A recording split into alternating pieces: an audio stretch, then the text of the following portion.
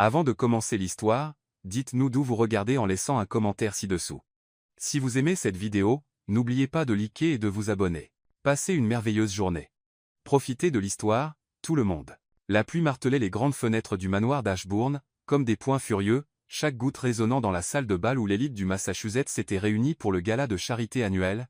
Eliza Harper se déplaçait dans l'espace au pull avec une précision répétée, sa robe saphir ondulant alors qu'elle ajustait les arrangements floraux et vérifiait l'éclairage une dernière fois.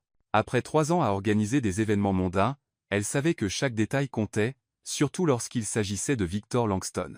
Elle ne l'avait pas encore vu ce soir, mais sa présence se faisait déjà sentir, comme une ombre planant sur l'événement.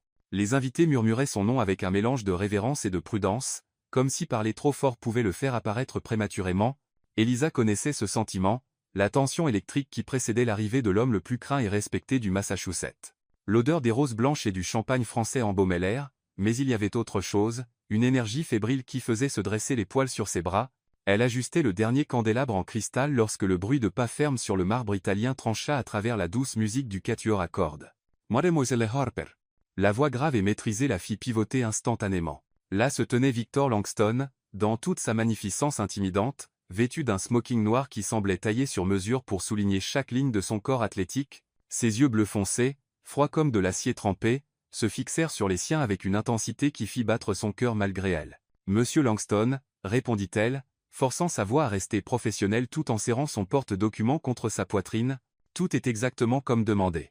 L'enchère commencera à 21h, et les canapés. Vous avez changé l'arrangement de la table principale. » Ce n'était pas une question, c'était une affirmation froide qui coupa ses mots en deux. Eliza sentit le sang affluer à ses joues. « Oui, je pensais que cela serait plus élégant avec. Je ne vous ai pas demandé ce que vous pensiez. » Il avança d'un pas, envahissant son espace personnel. L'eau de Cologne masculine, bois de cèdre, et quelque chose d'indéfinissablement dangereux, l'enveloppa comme un piège. « Je vous ai demandé pourquoi vous avez modifié mes instructions précises. » L'irritation grandit dans sa poitrine, comme une flamme alimentée par l'oxygène. Pendant 3 ans, elle avait enduré son arrogance, ses ordres cinglants, sa manière de traiter les gens comme des pions sur un échiquier, mais ce soir, sous la pression de l'événement le plus important de l'année et avec la tempête faisant écho à sa propre turbulence intérieure, quelque chose en elle céda. Parce que, dit-elle, laissant tomber le porte-document au sol avec un claquement qui fit tourner quelques invités proches dans leur direction, pour une fois dans votre vie privilégiée, Monsieur Langston, vous pourriez faire confiance à quelqu'un qui sait ce qu'il fait. Le silence qui suivit fut assourdissant. Même le quatuor à cordes sembla baisser le volume, comme si la musique elle-même craignait d'interrompre l'instant. Les yeux de Victor se plissèrent dangereusement, et elle vit un muscle de sa mâchoire tressaillir. « Répétez ça, dit-il, sa voix basse mais chargée d'une menace voilée. » Eliza savait qu'elle aurait dû reculer, s'excuser, baisser la tête et reprendre sa place. Mais la frustration de ces années de manque de respect et de condescendance bouillonnait dans ses veines comme du vin chaud. « Vous m'avez parfaitement entendu. » Elle fit un pas en avant, éliminant complètement la distance entre eux. Elle pouvait sentir la chaleur émanant de son corps, voir les petites gouttes de pluie qui scintillaient encore dans ses cheveux noirs. « Je ne suis pas votre employé personnel, Monsieur Langston. Je suis une professionnelle engagée pour faire un travail, et je sais le faire mieux que quiconque dans cette ville. » Ses yeux flamboyaient de quelque chose qui n'était pas seulement de la colère, c'était quelque chose de plus primitif, de plus dangereux. « Vous n'avez aucune idée à qui vous parlez. »« Si, je sais. » Sa main bougea avant que son esprit rationnel ne puisse l'arrêter, saisissant la ceinture en cuir italien qui serrait sa taille fine. Ce geste était si inattendu, si audacieux, qu'elle-même fut choquée pendant un instant. « Je parle à un homme qui se cache derrière l'argent et le pouvoir parce qu'il a peur d'être simplement humain. » Le monde sembla s'arrêter. Le bruit de la pluie, les conversations chuchotées, même sa propre respiration, tout disparut dans l'intensité de l'instant. Sa main restait fermement posée sur sa ceinture, ses doigts effleurant le tissu chaud de sa chemise, et elle pouvait sentir les muscles de son abdomen se contracter sous son toucher. Victor inspira brusquement, un son grave et guttural qui venait de quelque part au fond de sa poitrine. Ses yeux s'écarquillèrent pendant une fraction de seconde, révélant une vulnérabilité qu'il tenta rapidement de masquer, mais il était trop tard. Elle l'avait vu, avait senti la façon dont son corps réagissait à son toucher, la manière dont ses défenses soigneusement construites se fissuraient comme de la glace sous le soleil. « Femme, murmura-t-il, sa voix basse et dangereuse, vous allez me mener tout droit au péché. » Les mots flottaient entre eux, à la fois une confession et une menace. Eliza sentit son propre corps réagir, son pouls s'accélérant, sa peau frémissant là où ses yeux la touchaient. C'était comme si un courant électrique s'était établi entre eux, brut et impossible à ignorer. Elle devrait lâcher la ceinture, s'éloigner, se souvenir qu'ils étaient en public, que leur carrière était en jeu, que c'était exactement le genre de moment qui détruisait des vies soigneusement construites, mais elle ne pouvait pas bouger. Être, murmura-t-elle en retour, se surprenant elle-même par l'audace dans sa propre voix, que c'est exactement là où vous devez aller. Pendant un instant qui sembla une éternité, ils restèrent ainsi, reliés par un fil de tension si palpable que quiconque les observait pouvait le voir, puis, comme s'ils se souvenaient soudain où ils étaient, Victor recula, rompant le contact, mais ses yeux restèrent fixés sur elle, brûlant d'une intensité qui promettait que ce n'était pas fini. Cet événement se termine à minuit, dit-il, sa voix de nouveau contrôlée mais avec un courant sous-jacent de quelque chose de dangereux. Vous restez laisse. Nous avons des choses à régler. Ce n'était pas une requête. Et tandis qu'Elisa le regardait s'éloigner, se déplaçant à travers la foule comme un prédateur élégant, elle savait qu'elle avait franchi une ligne dont il n'y aurait pas de retour. La tempête dehors n'était rien comparée à celle qui venait de se déchaîner entre eux. Le gala se poursuivait autour d'eux, comme si rien ne s'était passé, mais Elisa sentait chaque fibre de son être vibrer avec le souvenir de ce contact. Ses mains tremblaient légèrement lorsqu'elle se baissa pour ramasser le porte-document qu'elle avait laissé tomber, et lorsqu'elle se redressa, Victor avait déjà disparu dans la foule de smokings et de robes de soirée, mais elle pouvait encore le sentir. C'était comme si une partie de lui s'était collée à sa peau, une mémoire physique qui la rendait consciente de chaque mouvement, de chaque respiration. L'écho de sa voix, « Vous allez me mener tout droit au péché », résonnait dans son esprit comme un mantra dangereux. « Elisa !» La voix douce de Clara la ramena à la réalité. « Tout va bien ? Tu as l'air différente. »« Je vais bien », mentit Elisa, forçant un sourire professionnel tout en vérifiant sa liste. « L'enchère est-elle toujours dans les temps ?» Clara hocha la tête, mais ses yeux restaient inquiets. « Oui, mais es-tu sûr que ça va ? Je t'ai vu parler à M. Langston, et... » C'était juste le travail, coupa Elisa, plus sèchement qu'elle ne l'aurait voulu. La vérité était qu'elle n'avait aucune idée de comment qualifier ce qui s'était passé. Le travail n'était certainement pas le bon mot pour cette explosion de tensions sexuelles et de confrontations émotionnelles. Elle se força à se concentrer sur les 2 heures suivantes, vérifiant chaque détail de l'enchère caritative, s'assurant que les serveurs circulaient avec le champagne, et supervisant la présentation des objets. Mais à chaque coin qu'elle tournait, chaque ombre qui bougeait dans sa vision périphérique, elle s'attendait à le voir, et quand elle le vit enfin, son cœur s'arrêta presque. Victor était appuyé contre la balustrade de l'escalier principal, un verre de whisky single malt à la main au lieu du champagne que tout le monde buvait. Mais ce n'était pas la boisson qui la figea. C'étaient ses yeux, fixés sur elle avec une intensité laser qui la faisait se sentir à la fois disséquée et étudiée. Il ne s'approcha pas, ne dit pas un mot, il se contentait de regarder. Tout au long de la présentation de l'enchère, Elisa sentit ce regard brûlant dans son dos. Quand elle se tourna pour vérifier les offres, il était toujours là. Quand elle ajusta le micro de l'enchérisseur, ses yeux la suivaient encore, c'était comme être traqué par un prédateur élégant qui avait décidé de jouer avec sa proie avant de frapper. La tension était étouffante. Le prochain article, annonça l'enchérisseur d'une voix théâtrale, est une semaine sur un yacht privé dans les îles grecques, gracieusement offert par M. Victor Langston. Les applaudissements résonnèrent dans la salle de bal, mais Elisa les entendit à peine, car à ce moment-là, Victor commença à descendre l'escalier, chaque pas délibéré et prédateur. Ses yeux ne la quittèrent jamais. Et elle sentit sa bouche s'assécher alors qu'il s'approchait de la scène improvisée où elle se tenait. « Nous commençons à 50 000 $, continua l'enchérisseur, inconscient de la tension électrique qui grandissait entre les deux. « Avance-nous 50 ? 60 ?» Victor s'arrêta à seulement 3 mètres d'elle, assez près pour qu'elle puisse voir la façon dont ses doigts serraient le verre en cristal, la manière dont sa mâchoire se crispait à chaque offre annoncée, mais il ne prêtait pas attention à l'enchère. Il étudiait chacune de ses réactions. Lorsqu'une femme blonde en robe rouge offrit 100 000 $, Elisa vit quelque chose s'assombrir dans les yeux de Victor. Lorsqu'un homme plus âgé contre-attaqua avec 120 000 $, ses sourcils se froncèrent presque imperceptiblement. C'était comme s'il lisait ses expressions comme un livre, cherchant, quoi ? 200 000 $. Cria une voix familière. Elisa se tourna, surprise, pour voir Ethan Caldwell, un jeune héritier qu'elle avait rencontré lors d'événements précédents, agitant la main avec enthousiasme. Il lui fit un clin d'œil avec un sourire suffisant, et elle sentit ses joues s'empourprer de gêne. C'est alors que cela se produisit. Un son grave, presque un grognement, s'échappa de la gorge de Victor, si bas que seule elle, dans leur proximité, pouvait l'entendre. Mais cela suffit à faire vibrer chaque terminaison nerveuse de son corps en alerte. Elle le regarda, et ce qu'elle vit dans ses yeux lui coupa le souffle, la jalousie, une jalousie pure, primitive et complètement irrationnelle brûlant dans ses profondeurs bleu foncé. 200 000 $ une fois, scandale enchérisseur. Tristonich dollars. La voix de Victor trancha l'air comme une lame, froide et définitive. Un murmure de surprise parcourut la foule. Ethan Caldwell fronça les sourcils, clairement frustré d'être surenchéri si facilement. Mais Victor ne le regardait pas. Il regardait Elisa, et dans ses yeux, il y avait un message clair. À moi, l'arrogance aurait dû l'irriter, aurait dû la faire exploser à nouveau. Au lieu de cela, elle sentit une vague de chaleur liquide se répandre dans son ventre, une reconnaissance primitive qui l'effrayait par son intensité, 300 000 $ une fois, 2 fois, vendu à M. Langston.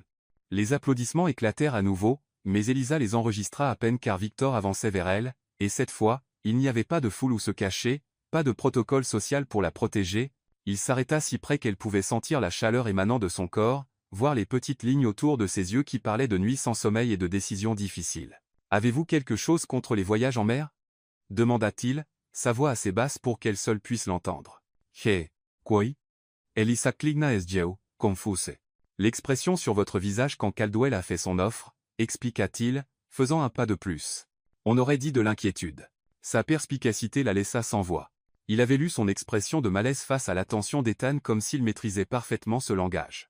Ce n'était pas de l'inquiétude, murmura-t-elle, se forçant à maintenir le contact visuel. C'était juste du professionnalisme. Ses lèvres se courbèrent en quelque chose qui n'était pas tout à fait un sourire. Menteuse. Le mot flotta entre eux, à la fois une caresse et une accusation. Elisa sentit son pouls s'accélérer, sa respiration devenir superficielle. C'était comme s'il pouvait voir à travers toutes ses défenses, directement jusqu'à la partie d'elle qui avait répondu à sa jalousie avec une satisfaction perfide. « Monsieur Langston » commença-t-elle, essayant de reprendre un peu de contrôle sur la situation. « Victor » corrigea-t-il, sa voix ferme. « Après ce qui s'est passé il y a 2 heures, je pense qu'on peut laisser tomber les formalités. » Le rappel de ce moment, sa main sur sa ceinture, le son guttural qu'il avait émis, la manière dont le monde s'était arrêté, lui fit fléchir les genoux. « C'était une erreur » murmura-t-elle. « Vraiment ?» Il leva la main, et pendant un instant, elle crut qu'il allait la toucher.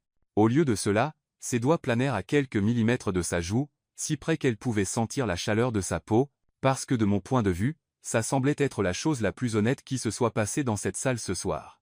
L'honnêteté de cette déclaration la frappa comme un coup à l'estomac. Parce qu'il avait raison.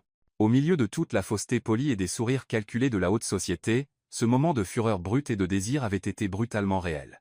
Elisa, sa voix était presque un murmure maintenant, et le son de son nom sur ses lèvres fit se contracter quelque chose au fond de son ventre. Vous savez que vous ne pouvez pas prétendre que ça n'a pas eu lieu. Elle voulait discuter, voulait retrouver sa colère précédente et l'utiliser comme une armure.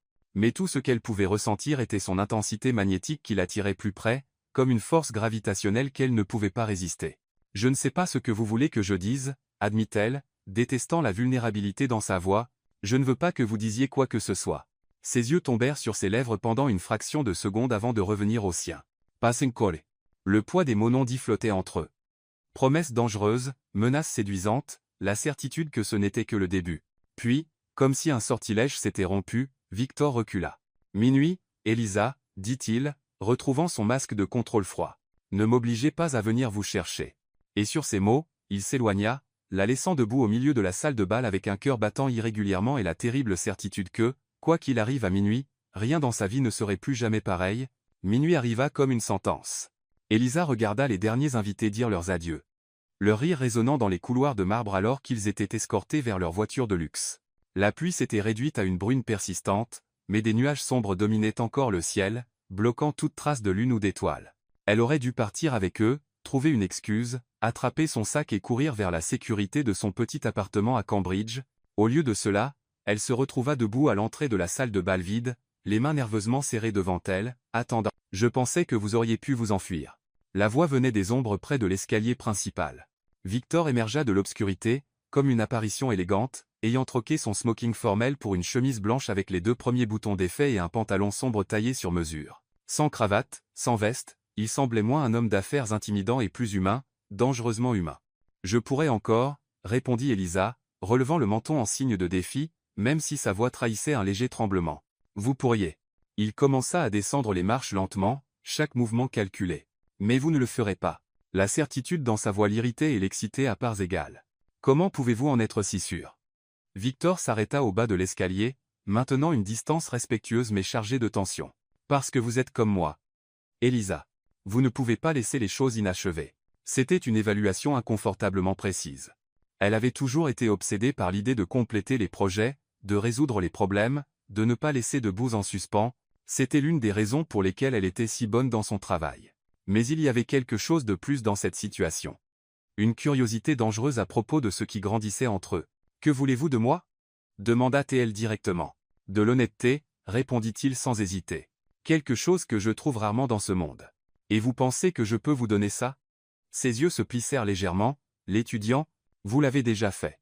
Quand vous m'avez confronté ce soir, quand vous n'avez pas plié comme tout le monde le fait, quand vous avez saisi ma ceinture comme si vous aviez tous les droits de me toucher, le rappel fit rougir ses joues, mais elle ne détourna pas le regard. C'était un moment de faiblesse. C'était un moment de force. Il fit un pas en avant. Et je veux comprendre pourquoi. L'intensité dans sa voix la fit déglutir difficilement. Il y avait quelque chose de plus derrière ces mots, une vulnérabilité soigneusement cachée qu'elle ne s'attendait pas à trouver chez un homme comme Victor Langston. « Vous ne me connaissez pas » dit-elle doucement. « Non, admettez. Mais je veux. » Le silence s'étira entre eux, rempli seulement par le bruit lointain de la pluie contre les fenêtres. Elisa regarda autour d'elle la salle de bal vide avec ses colonnes imposantes et ses fresques élaborées, et soudain elle se sentit très petite dans cet espace grandiose. « Pourquoi ici » demanda-t-elle. « Pourquoi ne pas simplement me renvoyer et en finir ?» Quelque chose de sombre passa dans ses yeux. « Parce que je ne peux pas. » L'admission brute la surprit. Il y avait une honnêteté brutale dans ces trois mots qui démantela certaines de ses défenses. « Victor, venez avec moi » dit-il soudain, lui tendant la main. « Il y a quelque chose que je veux vous montrer. » Elisa regarda la main tendue comme si c'était un serpent venimeux. L'accepter serait franchir une autre ligne, une décision de plus qui l'entraînerait plus profondément dans un territoire inconnu. « Où » ? Le vrai manoir, dit-il. Ceci n'est que l'aile des événements. Ma maison est à 1 mille d'ici. L'idée d'être seule avec lui dans sa maison privée fit accélérer son pouls pour des raisons qu'elle ne voulait pas examiner de trop près. Je ne pense pas que ce soit une bonne idée. Probablement pas, admit-il, mais sa main resta tendue. Faites-le quand même. C'était un ordre déguisé en requête. Et ils le savaient tous les deux. Mais il y avait quelque chose dans ses yeux, une vulnérabilité soigneusement contenue, qui la fit avancer et accepter sa main. Le contact fut électrique. Ses doigts se refermèrent autour des siens avec une fermeté possessive qui envoya des vagues de chaleur dans son bras.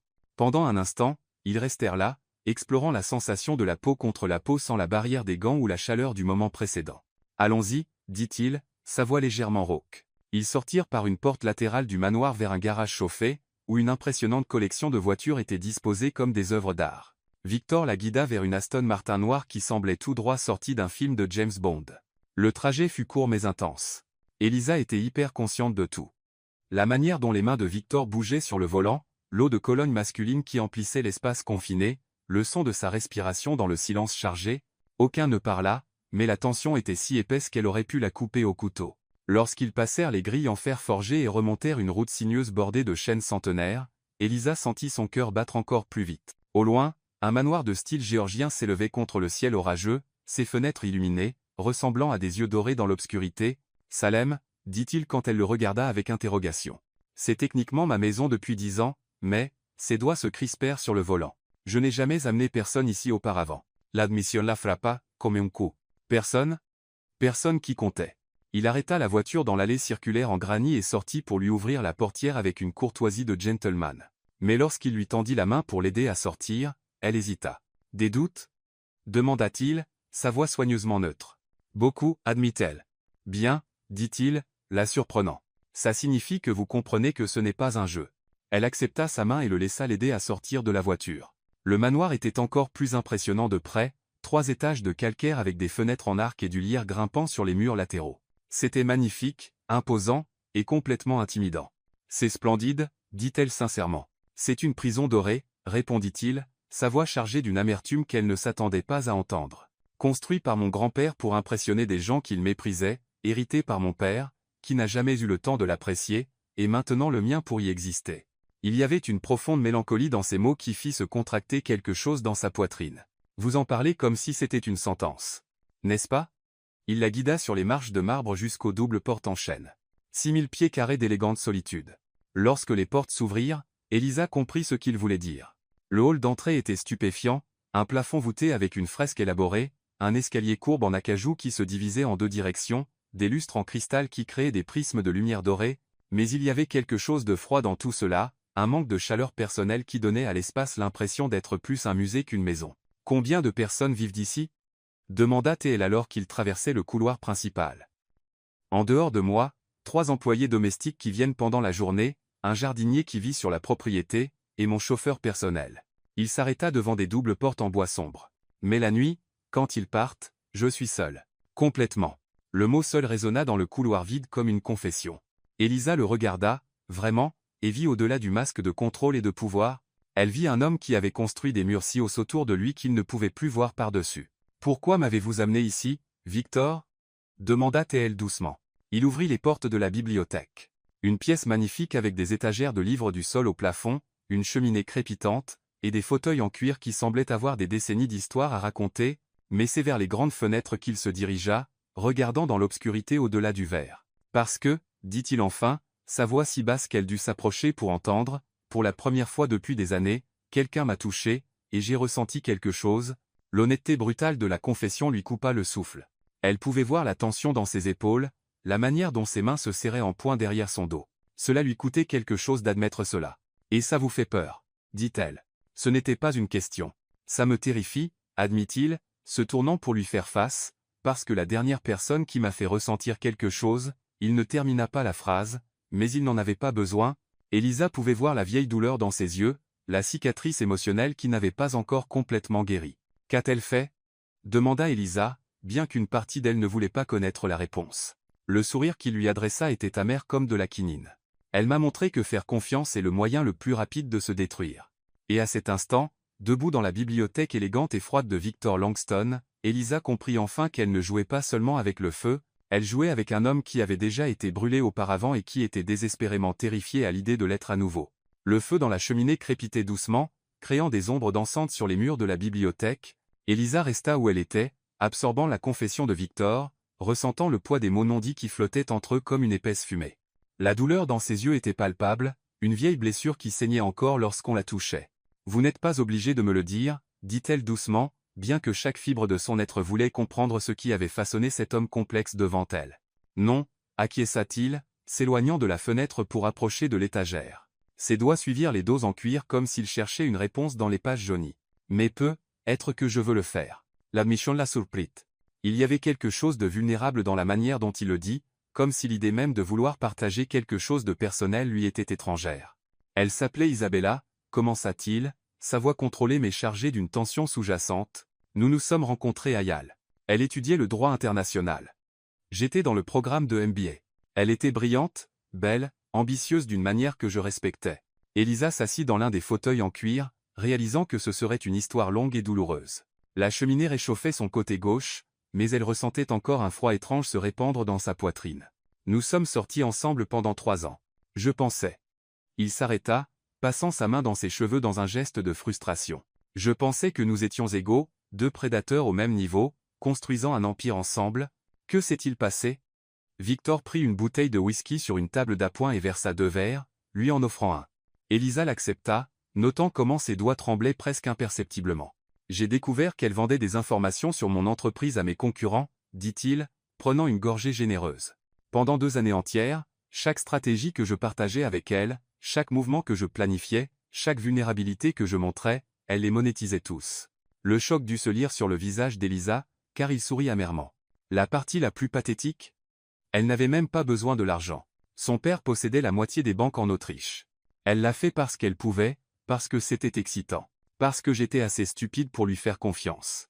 Victor, commença Elisa, mas eu levo la main. La pire partie n'était pas la trahison financière. C'était les enregistrements.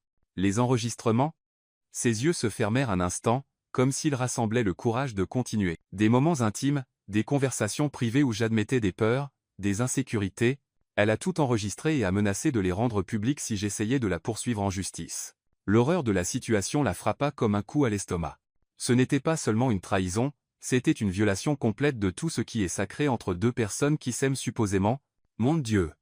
Mon moraté elle est. C'était il y a 5 ans, continua-t-il, s'approchant de la cheminée comme s'il avait besoin de la chaleur pour continuer. Depuis, je n'ai fait confiance à personne de cette manière. Je n'ai laissé personne s'approcher assez pour avoir ce genre de pouvoir sur moi. Elisa comprit maintenant la froideur qui émanait de lui, la manière dont il gardait tout le monde à distance. Ce n'était pas de l'arrogance. C'était de l'autopréservation. C'est pourquoi vous êtes si contrôlant, dit-elle, comprenant enfin. Pourquoi chaque détail doit être exactement comme vous le spécifiez. Le contrôle et la sécurité, confirma-t-il. Si je contrôle toutes les variables, personne ne peut me surprendre à nouveau. Mais ça doit être épuisant, observa-t-elle, se levant du fauteuil, vivre toujours sur ses gardes, toujours suspecter les motifs de chacun, Chalest. Admit-il. Il la regarda approcher, ses yeux suivant chacun de ses mouvements. Jusqu'à ce soir. Qu'est-ce qui est différent ce soir? Vous. Le mot sortit comme une confession arrachée par la force. Vous n'avez pas plié quand j'ai essayé de vous intimider. Vous n'étiez pas impressionné par mon argent ou mon pouvoir. Et quand vous m'avez touché. Il ne termina pas, mais il n'en avait pas besoin. Elisa se souvenait vivement du moment, de la manière dont il avait réagi comme si son toucher avait brisé quelque chose en lui. Quand vous m'avez touché, continua T-il, j'ai ressenti quelque chose que je n'avais pas ressenti depuis des années. Quelque chose de réel. Ils étaient plus proches maintenant, l'espace entre eux chargé d'une tension électrique qui rendait l'air plus épais. Elisa pouvait voir les petites lignes autour de ses yeux, la manière dont sa respiration devenait plus superficielle. « Et ça vous fait peur ?» dit-elle, faisant écho à ses mots précédents. « Ça me terrifie » répéta-t-il, sa voix plus rauque. « Parce que je veux vous faire confiance, et vouloir quelque chose aussi intensément est dangereux. »« Fatal » corrigea-t-il.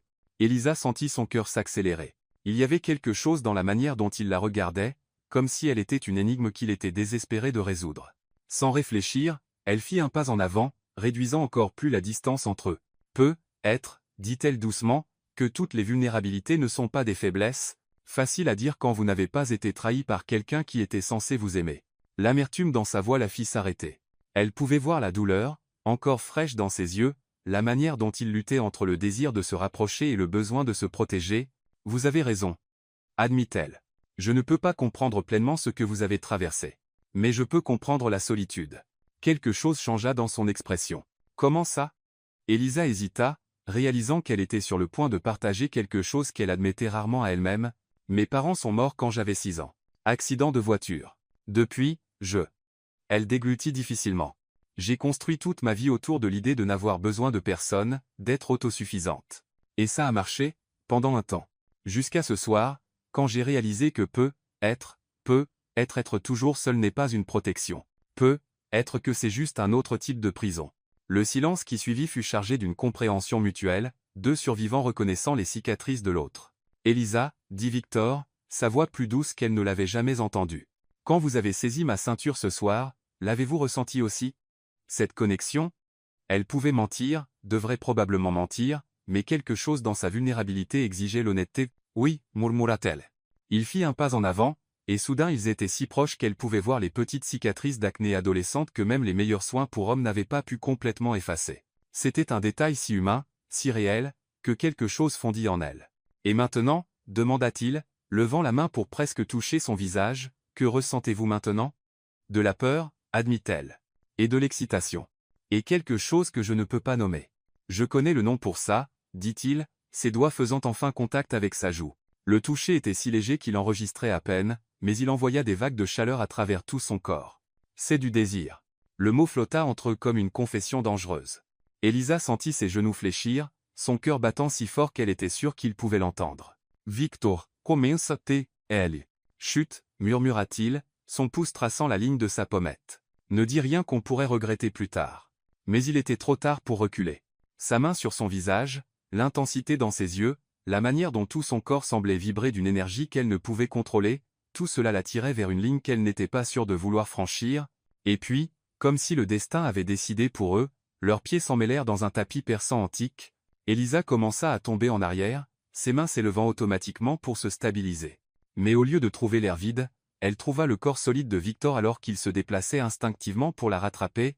Ses bras se refermèrent autour de sa taille, l'attirant contre sa poitrine pour empêcher la chute. Pendant un instant qui sembla suspendu dans le temps, ils restèrent ainsi, elle penchée en arrière, lui courbé sur elle, leur visage à quelques centimètres l'un de l'autre. Le toucher n'était pas accidentel cette fois. Il était nécessaire, urgent, et complètement intentionnel quand aucun ne fit un geste pour s'éloigner. « Elisa, dit-il, sa voix épaisse de désir. « Je sais, murmura-t-elle en retour, car il n'y avait pas de mots pour ce qui se passait entre eux. Lentement, comme s'ils avaient tout le temps du monde, il la redressa, mais ses mains restèrent sur sa taille, ses pouces traçant de petits cercles à travers le tissu de sa robe. C'était un toucher innocent, mais qui brûlait comme un feu liquide.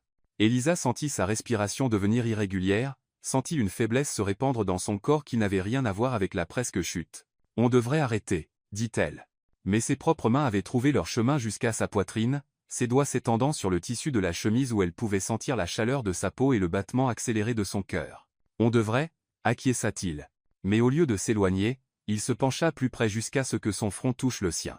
Et à cet instant, avec son souffle se mêlant au sien et le monde réduit au minuscule espace entre leurs corps, Elisa savait qu'il n'y avait pas de retour en arrière.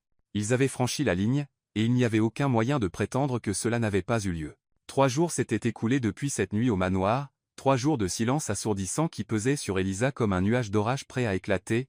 Elle n'avait pas eu de nouvelles de Victor depuis qu'il l'avait raccompagnée à sa voiture ce matin-là, et son absence était aussi palpable que sa présence l'avait été. Maintenant, debout devant le miroir de sa chambre, ajustant la robe bleu marine qu'elle avait choisie pour le dîner de gala au Ritz-Carlton à Boston, Elisa essayait de se convaincre qu'elle ne s'habillait pas pour l'impressionner. Mais la vérité était que chaque choix, de la couleur du rouge à lèvres au parfum subtil, avait été fait en pensant à la possibilité de le voir, car bien sûr, il serait là. Victor Langston ne manquait jamais les événements où sa présence pouvait influencer les affaires ou renforcer les connexions politiques. Et elle, eh bien, elle avait accepté l'invitation d'Ethan Caldwell avant cette nuit au manoir, quand ses priorités avaient encore du sens. La salle de bal du Ritz était remplie de l'élite de Boston, une mer de smokings impeccables et de robes de haute couture qui coûtaient plus que le salaire annuel de la plupart des gens.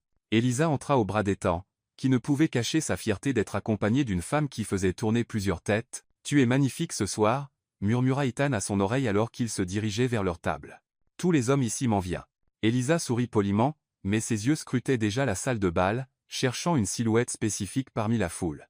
Quand elle le trouva enfin, son cœur s'arrêta presque.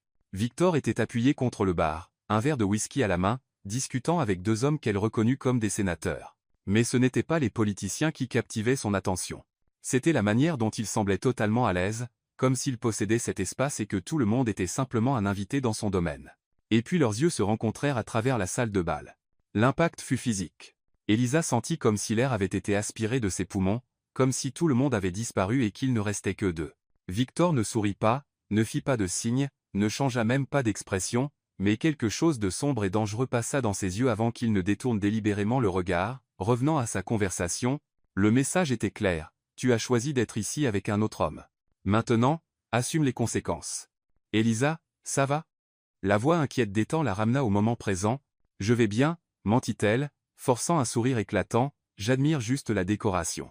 Mais tout au long du dîner, elle était hyper consciente de Victor. Il s'était assis 3 tables devant, accompagné d'une femme brune époustouflante dans une robe rouge qui semblait peinte sur son corps. Chaque fois qu'Elisa regardait dans sa direction, il accordait toute son attention à sa compagne, riant à ses blagues, se penchant pour entendre ses chuchotements, et chaque fois que cela se produisait, quelque chose d'acide et désagréable grandissait dans l'estomac d'Elisa, la jalousie, une jalousie pure et irrationnelle qu'elle n'avait aucun droit de ressentir. Qu'en penses-tu, Elisa? Elle cligna des yeux, réalisant qu'Ethan avait posé une question qu'elle n'avait pas entendue. Désolé, quoi? Je disais qu'on pourrait être passé un week-end à Cape Cod. Ma famille a une maison là, bas, et quelle charmante idée, dit-elle automatiquement. Mais son attention s'était déjà égarée à nouveau car Victor se levait, tendant la main à sa compagne, ils se dirigèrent vers la piste de danse, où un orchestre jouait une valse lente et romantique. Elisa regarda alors qu'il glissait un bras autour de la taille de la femme et l'attirait plus près. Il dansait comme il faisait tout, avec un contrôle absolu et une grâce prédatrice. Mais il y avait quelque chose de différent dans la manière dont il tenait la femme brune, trop poli, trop distant, comme s'il suivait les mouvements sans vraiment être présent. « Voudrais-tu danser » demanda Ethan, suivant son regard. « Oui » répondit Elisa, une idée dangereuse se formant dans son esprit. « J'adorerais. » Sur la piste de danse, Ethan la tenait respectueusement, maintenant une distance appropriée alors qu'il se déplaçait au rythme de la musique. C'était agréable, confortable, complètement sûr, et complètement ennuyeux, surtout quand elle pouvait voir Victor à quelques mètres seulement, son profil aristocratique, mis en valeur par les lumières douces des lustres. C'était comme si un champ magnétique invisible l'attirait vers lui. « Ethan, dit-elle soudain, ça t'ennuierait si j'étais un peu plus audacieuse ?» Il la regarda avec surprise et une touche d'espoir. « Qu'as-tu en tête ?» Au lieu de répondre, Elisa se rapprocha, pressant son corps contre le sien d'une manière qui frôlait la limite de ce qui était approprié pour une piste de danse publique. Elle laissa ses mains glisser le long de son dos, inclinant la tête pour que ses lèvres effleurent presque son cou. Pas parce qu'elle voulait Ethan, mais parce qu'elle savait que Victor regardait, et il regardait. Elle pouvait sentir ses yeux sur elle comme une caresse physique, pouvait voir sa mâchoire se crisper quand elle sourit de manière séductrice à Ethan et laissa ses doigts jouer avec les cheveux à la base de sa nuque. Deux pouvaient jouer au jeu de la provocation. La musique changea pour quelque chose de plus lent, plus sensuel, et Elisa saisit l'occasion pour intensifier sa performance. Elle laissa ses mains explorer les épaules d'Ethan, mordit légèrement sa lèvre inférieure tout en le regardant à travers ses cils, rit d'une manière qu'elle savait captivante. Ethan était clairement enchanté par l'attention, l'attirant encore plus près et murmurant quelque chose qu'elle prétendit trouver hilarant. Mais tous ses sens étaient tournés vers Victor, qui avait complètement cessé de bouger et se contentait maintenant de tenir sa partenaire en place, ses yeux fixés sur Elisa avec une intensité qu'elle pouvait sentir à travers la piste de danse bondée. Quand la musique se termina enfin, Elisa s'éloigna d'Ethan avec un sourire éblouissant. « Merci. C'était revigorant. Pour moi aussi, » dit Ethan, clairement espérant que la soirée mènerait à quelque chose de plus. « Peut-être qu'on pourrait. Puis-je emprunter votre partenaire pour la prochaine danse ?» La voix grave et contrôlée coupa la phrase d'Ethan comme une lame. Elisa se tourna lentement, feignant la surprise en voyant Victor debout derrière elle, élégant et dangereux dans son smoking impeccable. « Monsieur Langston » dit-elle avec une fausse cordialité, « quelle surprise !» Mademoiselle Harper.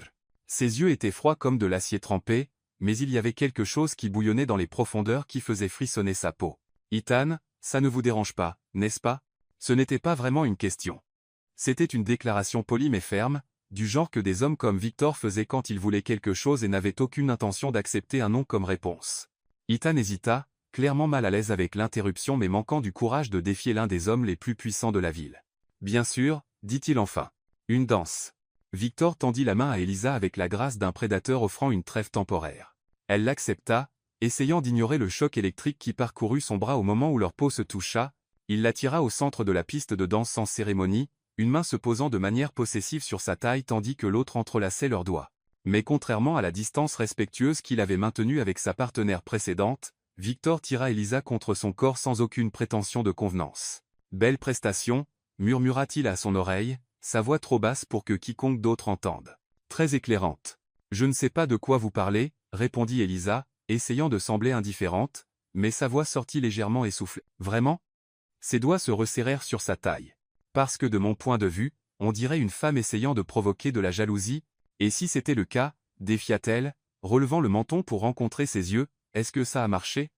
Le sourire qu'il lui adressa était lent et dangereux. « Magnifiquement. » L'admission brute la fit trébucher légèrement, mais il la tint fermement, profitant de ce moment de déséquilibre pour la tirer encore plus près. Maintenant, elle pouvait sentir la chaleur de son corps à travers les couches de tissu, respirer son eau de Cologne masculine, voir les petites taches dorées dans ses yeux bleus. « 3 jours, murmura-t-elle, incapable de se contrôler. « Quoi ? 3 jours de silence. Je pensais que vous. Que vous pensiez quoi ?» Sa voix était dangereusement basse. « Que peut-être vous aviez changé d'avis à notre sujet. » Victor arrêta de danser si brusquement qu'elle faillit heurter sa poitrine. Ses yeux fouillèrent les siens, et ce qu'elle vit là, dedans lui coupa le souffle, la faim. Une faim pure et primitive qu'il luttait pour contrôler. « Changer d'avis » répéta-t-il, sa voix brute. « Elisa, j'ai passé 3 jours à essayer de me convaincre que cette nuit était une erreur. 3 jours à essayer de revenir à ma vie avant que vous ne surgissiez et ne désorganisiez tout. Et avez-vous réussi ?» Il se pencha plus près jusqu'à ce que ses lèvres effleurent presque son oreille. « Vous voir avec lui ce soir, le toucher comme vous m'avez touché, lui sourire comme si. Bon sang, Elisa, si c'est vous qui changez d'avis, alors j'ai reçu le message. » La douleur brute dans sa voix la frappa comme un coup à l'estomac. « Victor, ce n'est pas. » « Ce n'est pas quoi ?» Il recula juste assez pour plonger dans ses yeux. « Ce n'est pas vous qui choisissez un homme qui peut vous offrir de la stabilité au lieu de quelqu'un qui ne peut offrir que des complications ? Vous êtes ridicule. Vraiment ?» Ses doigts se resserrèrent sur les siens. « Parce que j'ai fait exactement la même chose. J'ai amené Amelia ce soir pour me prouver que vous n'aviez rien changé. » Ils avaient passé les 20 dernières minutes dans un jeu élaboré de jalousie et de provocation, tous deux essayant de prouver des points qu'aucun ne voulait vraiment prouver. « Nous sommes ridicules. » dit-elle enfin. Complètement, acquiesça-t-il. Et dangereux pour nous-mêmes et pour tous ceux qui nous entourent. La musique se terminait, mais aucun ne fit un geste pour se séparer. Au lieu de cela, ils restèrent au milieu de la piste de danse, pris dans un moment d'honnêteté brutale qui était plus intime que n'importe quel contact physique. « Victor, » murmura Elisa. « Je sais, » répondit-il, comme s'il pouvait lire ses pensées. « Je sais. » Mais savoir ne rendait pas les choses plus faciles. Cela rendait seulement impossible de continuer à prétendre que ce qui grandissait entre eux était quelque chose qu'ils pouvaient contrôler ou ignorer. Et alors que les dernières notes de la musique résonnaient dans la salle de bal, tous deux savaient qu'ils avaient atteint un point où prétendre n'était plus une option. Une semaine s'était écoulée depuis le dîner au Ritz, et Elisa se retrouva à nouveau au manoir de Salem, cette fois pour coordonner les préparatifs finaux d'un événement d'entreprise que Victor organisait pour des investisseurs internationaux. L'ironie ne lui échappait pas. Après tout ce qui s'était passé entre eux, ils étaient revenus à une relation strictement professionnelle, du moins en surface. En réalité, chaque interaction était chargée d'une tension électrique qui rendait l'air plus épais. Victor avait été scrupuleusement poli et distant depuis son arrivée ce matin-là, la traitant avec la même courtoisie froide qu'il montrait à tous les autres fournisseurs, mais elle surprenait des regards volés, quand il pensait qu'elle ne regardait pas, et la manière dont il évitait tout contact physique accidentel ne faisait que confirmer qu'il était aussi affecté qu'elle. Maintenant, en fin d'après-midi, avec l'équipe de restauration terminant les préparatifs dans la cuisine et les fleuristes mettant la touche finale aux arrangements, Elisa se retrouva seule dans le bureau principal de Victor, vérifiant les derniers détails sur sa liste. Le bureau était une parfaite extension de l'homme. Élégant, imposant, et rigoureusement organisé, des étagères remplies de textes commerciaux et de biographies s'étendaient du sol au plafond. Un bureau massif en acajou dominait le centre de la pièce, et des fenêtres panoramiques offraient une vue imprenable sur les jardins méticuleusement entretenus. Elisa vérifiait les paramètres audio pour la présentation du soir lorsqu'un vent fort claqua à la porte du bureau, envoyant une pile de documents volés depuis la table d'appoint. Soupirant, elle s'agenouilla pour les ramasser, organisant automatiquement les pages éparpillées. C'est alors qu'elle vit le nom. Isabella Reinhardt. Elisa se figea, tenant une lettre qu'elle n'aurait clairement pas dû voir, mais le nom de la femme qui avait trahi Victor était là, en lettres dorées en haut d'un papier à en-tête élégant, et elle ne put résister à lire quelques lignes. « Cher Victor, j'espère que cette lettre te trouve en bonne santé. Je sais que je n'ai aucun droit de te contacter après tout ce qui s'est passé, mais certaines circonstances rendent cela nécessaire. Qu'est-ce que vous faites, bon sang ?» La voix glaciale fit sursauter Elisa, laissant tomber le reste des papiers à nouveau. Elle se tourna pour trouver Victor debout dans l'embrasure de la porte, et l'expression sur son visage était absolument meurtrière. La porte a claqué, et les papiers se sont envolés. Je ne faisais que mentir. Il entra dans le bureau comme un prédateur qui avait trouvé un intrus sur son territoire. Vous lisiez ma correspondance privée. Pas intentionnellement. Elisa se leva rapidement, ses mains tremblant légèrement. Son nom était là, et vous avez pensé que vous aviez le droit de fouiller dans ma vie personnelle. Sa voix était basse, contrôlée, mais chargée d'une fureur glaciale qui la fit reculer. Victor, s'il vous plaît, laissez-moi expliquer. Expliquer quoi? Il s'approcha d'elle, ses yeux bleus brûlants de trahison. Comment vous avez violé ma vie privée? Comment vous avez prouvé que j'avais raison de ne pas vous faire confiance? L'accusation la frappa comme une gifle physique. Ce n'est pas juste. C'était un accident. C'était une intrusion. Il s'arrêta à quelques centimètres d'elle, et elle pouvait voir la vieille douleur mêlée à une colère nouvelle dans ses yeux. Exactement comme elle le faisait, toujours en trouvant des excuses pour fouiller dans des choses qui ne la regardaient pas. Je ne suis pas elle. Explosa Elisa, sa propre frustration débordant enfin. Ne me comparez pas à une femme qui vous a délibérément trahi. Vraiment? Il rit, mais le son n'avait absolument aucun humour. Parce que de mon point de vue, vous venez de faire exactement ce qu'elle faisait, envahir ma vie privée et maintenant vous essayez de le justifier. Vous voulez savoir ce que j'ai lu? Défia Elisa, fatiguée d'être traitée comme une criminelle. 2 lignes où elle disait qu'elle devait vous parler de certaines circonstances. C'est tout. Et si cela suffit pour que vous me mettiez dans la même catégorie qu'elle, alors peut-être que le problème, c'est vous. Le silence qui suivit fut assourdissant. Victor la fixa comme si elle venait de le gifler, ses yeux se plissant dangereusement. « Je suis le problème », répéta-t-il, sa voix mortellement basse. Oui. Elisa ne reculait pas maintenant. Vous êtes tellement obsédé par ce qu'elle a fait que vous voyez de la trahison dans chaque ombre, du soupçon dans chaque geste innocent. Ce n'est pas de la protection, Victor. C'est de la paranoïa. De la paranoïa? Il fit un autre pas, envahissant complètement son espace personnel. La paranoïa, c'est quand vos peurs sont injustifiées. Les miennes sont basées sur une expérience réelle. Et combien de temps allez-vous utiliser ça comme excuse? Rétorqua-t-elle. Combien de temps allez-vous vous cacher derrière cette trahison pour éviter toute connexion réelle avec une autre personne? Je ne me cache pas. Si, vous le faites. Elisa enfonça son doigt contre sa poitrine, trop furieuse pour se soucier des conséquences. Vous êtes tellement terrifié à l'idée d'être blessé à nouveau que vous préféreriez rester seul dans votre manoir froid plutôt que de risquer de faire confiance à quelqu'un. Et peut-être que j'ai raison, rugit-il, perdant enfin le contrôle. Peut-être que la solitude est meilleure que d'être poignardé dans le dos par quelqu'un que vous avez laissé entrer, ou peut-être, cria Elisa en retour, que vous avez tellement peur de vivre que vous préféreriez exister comme un fantôme de la personne que vous étiez autrefois. Les mots résonnèrent dans le bureau comme des coups de feu. Tous deux respiraient fort, les visages rouges d'adrénaline et de colère, les corps tendus comme des cordes de violon prêtes à se rompre. « Sortez », dit enfin Victor, sa voix dangereusement basse. « Sortez de ma maison maintenant. »« Avec plaisir », répondit Elisa, sa propre voix tremblant d'émotion. « Mais avant que je parte, laissez-moi vous dire quelque chose. Isabella a être brisé votre confiance, mais vous la laissez gagner. Vous lui permettez de voler non seulement votre passé, mais aussi votre avenir. » Elle se tourna pour partir, mais sa voix l'arrêta. « Et que suggérez-vous que je fasse? Oublier tout et faire confiance aveuglément à la première personne qui se présente ?» Elisa se retourna, et cette fois, il y avait des larmes dans ses yeux, des larmes de frustration, de douleur, de perte pour quelque chose qu'elle n'était même pas sûre d'exister. « Non, dit-elle doucement. Mais peut-être pourriez-vous envisager que toutes les femmes ne sont pas elles. Que peut-être, juste peut-être, certaines d'entre nous méritent la chance que vous mourrez de peur de donner. » Sur ce, elle quitta le bureau, laissant Victor seul avec ses démons et la lettre d'Isabella encore éparpillée sur le sol, comme la preuve d'une blessure qui refusait de guérir. Elle atteignit sa voiture avant que les larmes ne commencent vraiment à couler.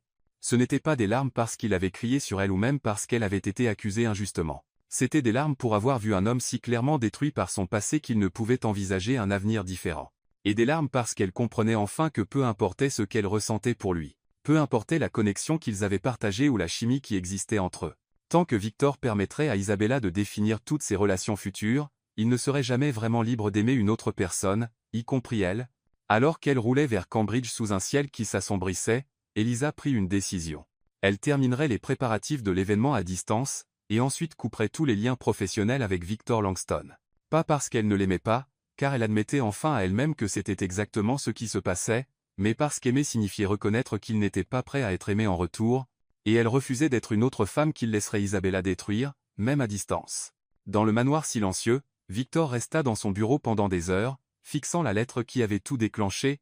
Isabella revenait à Boston. Elle voulait le rencontrer, disait qu'elle avait quelque chose d'important à dire.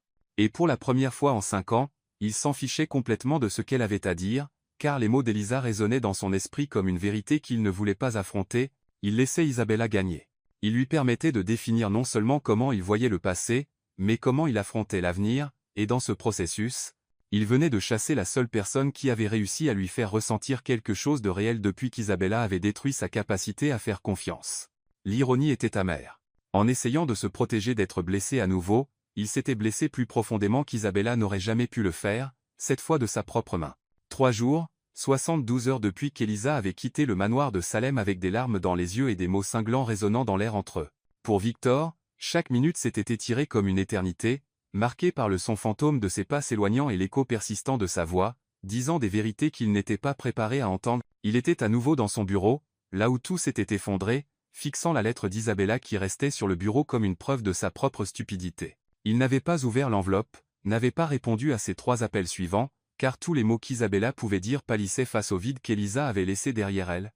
La sonnette retentit, coupant à travers le silence qui était devenu son seul compagnon. Victor ne bougea pas. Il savait que ce n'était pas elle.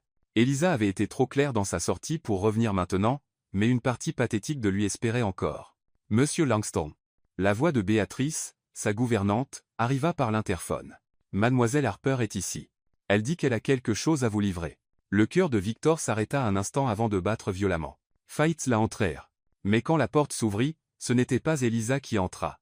C'était Clara, son assistante, portant une boîte de dossiers et arborant une expression professionnelle soigneusement neutre. « Bon après-midi, monsieur Langston », dit Clara, sa voix polie mais froide. « Je suis venu livrer tous les documents relatifs à vos événements et finaliser les aspects contractuels de notre relation professionnelle. » Victor sentit quelque chose s'effondrer dans son estomac.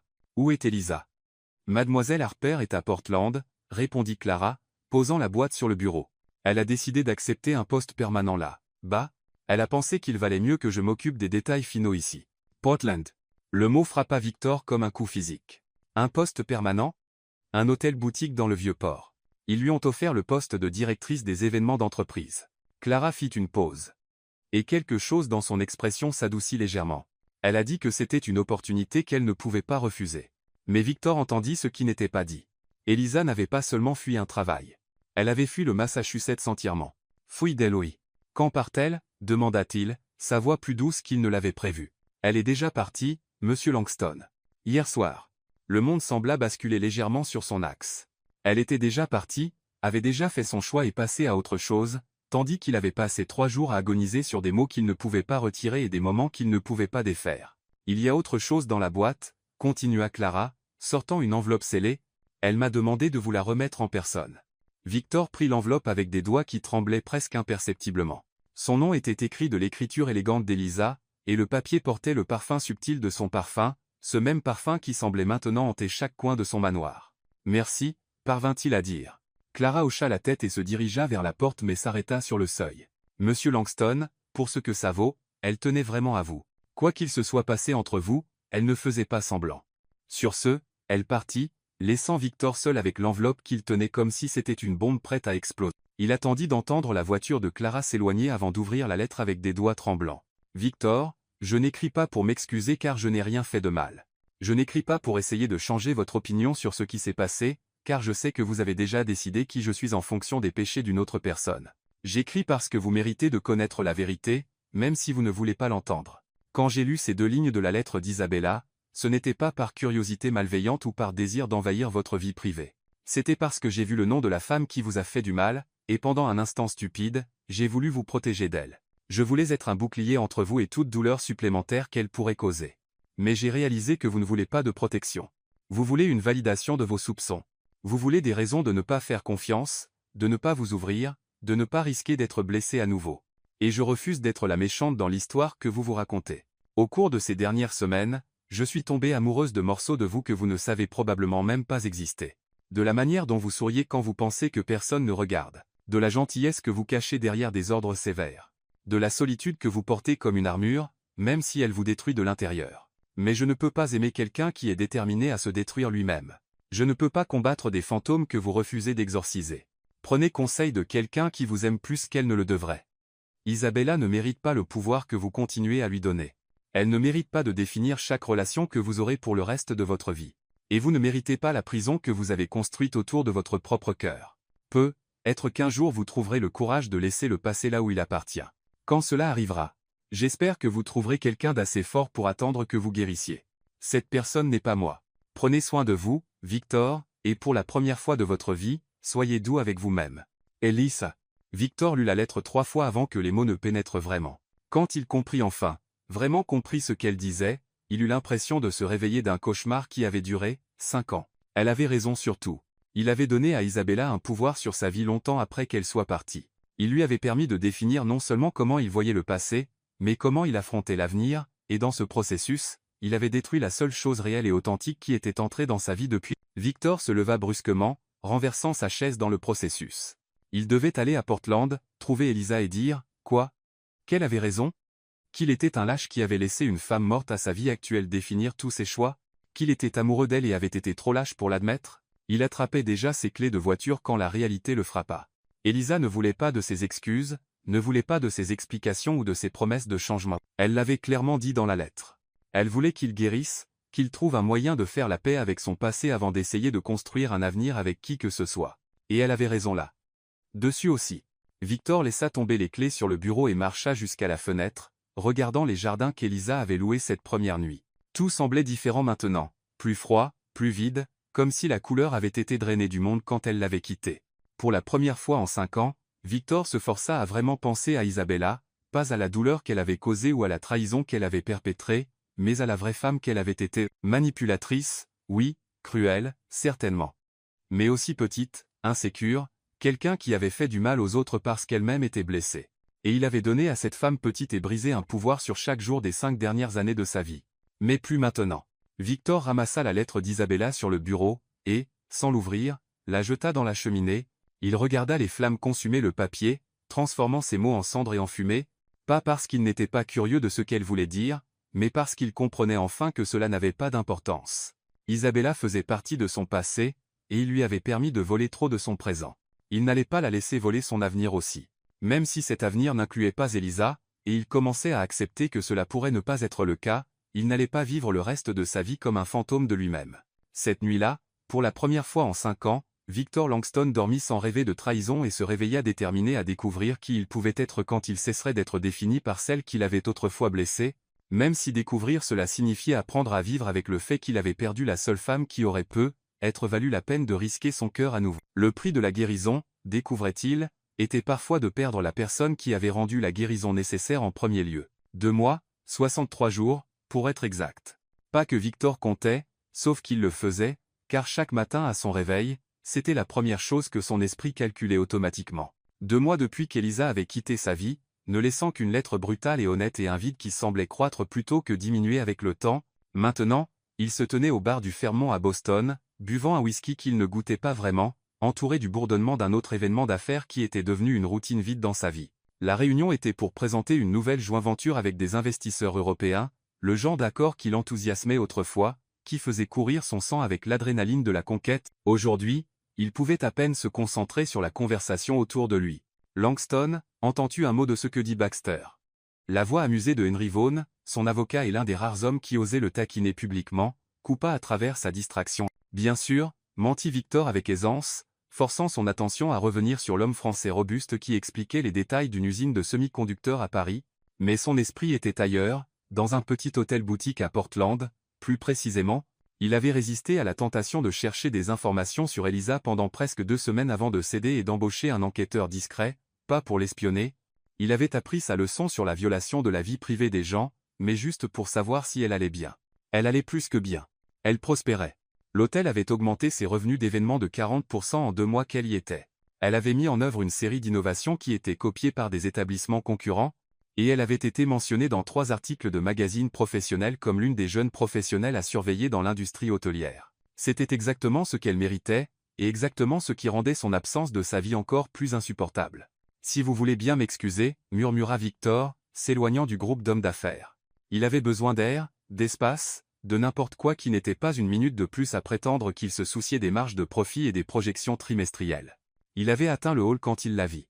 Elisa se tenait près du comptoir de la réception, portant un costume gris foncé qui mettait en valeur sa silhouette élégante et discutant animément avec un homme grand aux cheveux bruns que Victor ne reconnaissait pas. Elle souriait, pas le sourire poli et professionnel qu'elle utilisait lors des événements professionnels, mais un sourire authentique et chaleureux qui illuminait tout son visage. L'impact de la voir fut physique. Victor sentit comme s'il avait reçu un coup à l'estomac, tout l'air quittant ses poumons d'un coup. 2 mois à se convaincre qu'il passait à autre chose, 2 mois à essayer d'accepter qu'elle avait fait le bon choix en partant, et tout s'effondra au moment où il la revit. Elle était plus belle que dans son souvenir. Il y avait une légèreté dans ses mouvements, une confiance détendue qui n'existait pas quand elle travaillait pour lui. C'était comme si un poids avait été levé de ses épaules, probablement son poids. Victor aurait dû partir, retourner à l'événement, terminer ses affaires et rentrer chez lui sans troubler la paix qu'elle avait clairement trouvée. Au lieu de cela, il se retrouva à marcher vers elle, comme attiré magnétiquement. Elle le vit quand il était à 3 mètres. Le sourire disparut de son visage, remplacé par une expression de choc qui se transforma rapidement en quelque chose de plus prudent. « Victor » dit-elle, sa voix soigneusement contrôlée. « Quelle surprise !»« Elisa !» Il s'arrêta à une distance respectueuse, douloureusement conscient de l'homme à côté d'elle, qui les observait avec une curiosité évidente. « Tu as l'air en forme. » Ce n'était pas une question. C'était une observation chargée de soulagement et de quelque chose de dangereusement proche du désir. « Je le suis » confirma-t-elle. « Et toi ?» C'était une question simple avec une réponse compliquée. Il était fonctionnel. Il était productif. Il vivait sa vie d'une manière qui, techniquement, le qualifiait de bien portant, mais était-il vraiment bien? C'était une question complètement différente. « Je survis » dit-il honnêtement. Quelque chose passa dans ses yeux, être de la compassion, ou une reconnaissance. Mais avant qu'elle ne puisse répondre, l'homme à ses côtés s'éclaircit délicatement la gorge. « Oh » dit Elisa, semblant se souvenir de sa présence. « Victor, voici Nathan Caldwell. » Nathan, Victor Langston. Caldwell. Le nom résonna dans l'esprit de Victor pendant un instant avant qu'il ne se souvienne. Ethan Caldwell, le jeune héritier qui avait accompagné Elisa au Ritz. Ce devait être un parent, être un frère, à en juger par la similitude de la structure faciale. « Enchanté de vous rencontrer » dit Nathan, tendant la main avec un sourire sincère. « Elisa m'a beaucoup parlé de vous. Beaucoup parlé de lui. » Victor se demanda quelle version de l'histoire Nathan avait entendue, probablement une version édulcorée qui le dépeignait comme l'homme d'affaires difficile qui avait rendu la vie d'Elisa dans le Massachusetts impossible. « J'espère que la plupart étaient positifs » dit Victor, serrant la main de l'homme. « En fait, » dit Nathan, jetant un regard à Elisa que Victor ne pouvait pas interpréter, c'était assez éclairant. « Nathan, dit rapidement Elisa, une mise en garde claire dans sa voix. Quoi? Tu as dit toi-même qu'il était Nathan. Cette fois, son ton ne laissait aucun doute. Il devait arrêter de parler immédiatement. Mais le mal était fait. Victor pouvait voir la rougeur monter au cou d'Elisa, la manière dont elle évitait son regard. Elle avait parlé de lui avec cet homme, et à en juger par le sourire de Nathan, ce n'était pas seulement des plaintes professionnelles. Eh bien, dit Nathan, clairement inconscient de la tension qu'il avait créée, je pense que je vais vous laisser rattraper le temps perdu. Elisa, à demain pour le déjeuner. Elle hocha la tête, toujours incapable de regarder directement Victor. Bien sûr, merci pour le dîner ce soir. Nathan embrassa sa joue d'une manière visiblement familière, fit un signe de la main à Victor et s'éloigna, les laissant seuls dans le hall bondé. Le silence s'étira entre eux, chargé de 2 mois de mots non dits et d'émotions soigneusement réprimées. Tu as l'air heureuse, dit enfin Victor. Je le suis, répondit-elle, et il pouvait entendre la vérité dans sa voix. Le travail à Portlandais, c'est tout ce que j'espérais qu'il serait. Et Caldwell? La question échappa avant qu'il ne puisse l'arrêter, chargé d'une jalousie qu'il n'avait aucun droit de ressentir. Les yeux d'Elisa rencontrèrent enfin les siens, et il y avait un mélange d'exaspération et de quelque chose qui semblait dangereusement proche de la tendresse dans son expression. Nathan est un ami, dit-elle doucement, un bon ami qui a été très patient avec moi pendant que je m'adaptais. Il veut être plus qu'un ami. Encore une fois, les mots échappèrent avant qu'il ne puisse les censurer. Mais c'était évident, n'importe quel homme dans un rayon de 15 000 d'Elisa Harper voudrait être plus que son ami. Peut être, admit-elle. Mais je ne suis pas prête pour ça. Pourquoi pas? La question flotta entre eux comme une confession dangereuse, car ils connaissaient tous deux la réponse. Elle pouvait le voir dans ses yeux, tout comme il pouvait le voir dans les siens. Victor, dit-elle doucement, que fais-tu ici? Des affaires, dit-il automatiquement. Une réunion avec des investisseurs européens. Non, que fais-tu ici? Elle fit un geste vers l'espace entre eux. Avec moi, en ce moment? C'était une question juste qui méritait une réponse honnête. Le problème était qu'il n'était pas sûr de pouvoir donner une réponse honnête sans s'effondrer complètement. J'ai lu ta lettre, dit-il enfin. Je me doutais que tu le ferais. Tu avais raison. Surtout, quelque chose changea dans son expression, peut être de la surprise ou de la prudence. Vraiment? Isabella ne méritait pas le pouvoir que je lui ai donné, et je ne méritais pas la prison que j'ai construite autour de mon propre cœur. Il citait ses propres mots en retour, et ils le savaient tous les deux. Et qu'as-tu fait de cette révélation? J'ai brûlé sa lettre sans la lire, dit-il. J'ai commencé une thérapie. J'ai cessé d'utiliser son fantôme comme excuse pour ne pas vivre ma vie. Les yeux d'Elisa s'élargirent légèrement. Tu as commencé une thérapie? 2 fois par semaine. Dr Margaret Liu, spécialiste des traumatismes relationnels. Il réussit à esquisser un petit sourire ironique. Elle dit que j'ai des problèmes de confiance significatifs et une tendance à l'auto-sabotage. Apparemment, ce n'est une nouvelle pour personne sauf moi. Pour la première fois depuis qu'elle l'avait vu dans le hall, Elisa sourit, un sourire sincère qui fit se contracter douloureusement quelque chose dans sa poitrine. « Comment te sens-tu » demanda-t-elle, et il pouvait entendre la véritable préoccupation dans sa voix. Comme si j'avais vécu les 5 dernières années de ma vie sous l'eau et que j'avais enfin réussi à remonter à la surface pour respirer, dit-il honnêtement. C'est effrayant, mais c'est mieux. Ils restèrent silencieux un moment, absorbant le poids de la conversation. Tu me manques, dit soudain Victor, les mots sortant dans une confession désespérée. Chaque jour, chaque nuit, tout me manque chez toi. Ta voix, ton parfum, la manière dont tu lèves un sourcil quand tu penses que je suis ridicule. Victor. Je sais que je n'ai aucun droit, continua-t-il rapidement. Je sais que tu as avancé, que tu as construit quelque chose de mieux sans moi, mais j'avais besoin que tu saches que tu as changé ma vie, et que je suis désolé, plus que tu ne peux l'imaginer, d'avoir gâché le temps que nous avions ensemble. Des larmes scintillaient dans ses yeux, maintenant, mais elle ne parla pas. Je ne suis pas venu ici pour essayer de te convaincre de revenir, dit-il, forçant les mots à sortir, même si chaque fibre de son être criait le contraire. Je suis venu ici parce que tu mérites de savoir que tes mots ont compté, qu'ils m'ont sauvé, même si c'était trop tard pour nous sauver. Une larme coula sur sa joue, et Victor dut serrer les poings pour résister à l'envie de l'essuyer. Ce n'était pas trop tard, murmura Elisa. C'était juste trop tôt. Et dans ces 4 mots, Victor vit quelque chose qu'il n'avait pas osé espérer, pas exactement du pardon, mais une possibilité, la suggestion la plus ténue que peut être, juste peut être, ce qui avait été brisé pouvait être réparé.